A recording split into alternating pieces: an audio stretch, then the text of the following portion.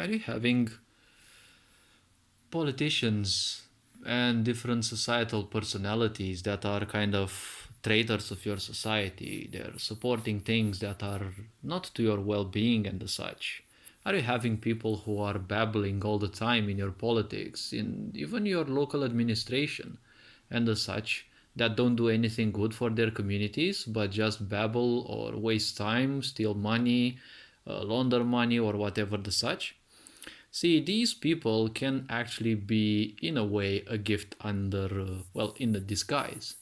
Why I'm saying is because a lot of people kind of fail to see that messages are not always gonna be delivered, with shiny colors, or they're not gonna be delivered to people in a way that can be easily deciphered.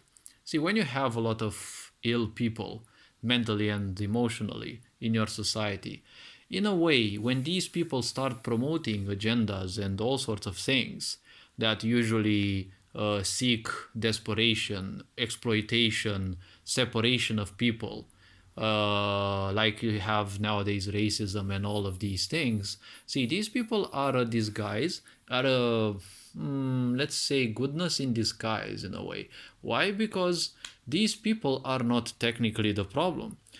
You see, if some mad folks start yelling and, do their dumb, mad things, they are not necessarily the problem. If people are educated, they can simply ignore them, or they can simply, take them off the streets and, take them to some treatment centers.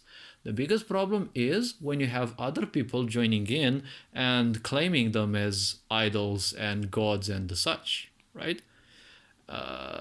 These people are usually, as I call them, coalescents, because, well, what they do is they coalesce people. They, in a way, unite people who are like minded or worse than them, right? Because any dumb folk would obviously tend towards someone who is either less dumb or much dumber than them, right? That is how ignorance functions. So these people, in a way, are a good way for you to wake up to the reality that you live in a sick society. Because once they start promoting their sick agendas, you'll see so many people around you suddenly flock to them, and most likely even people you never thought would do that, right? So once people, show their real value to you, you can literally count on such people to sort through the people in your life, right? Because a lot of us end up having many friends, but it can be quite bothersome to figure out whom of them is good, whom of them is not, and this and what not, right? So the very simple point is, well, you can always count in a way on these people to offer you some, let's call them advantages. Because once you wake up to the reality that a lot of the people around you are sick, there is only one last thing for you to do.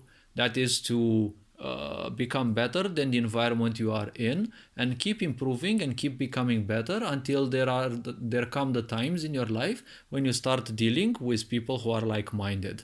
Because once you separate yourself from the misery and you enter an environment that supports you, that is when you can actually call it a success. Because a lot of people may be geniuses, but their environment doesn't support you.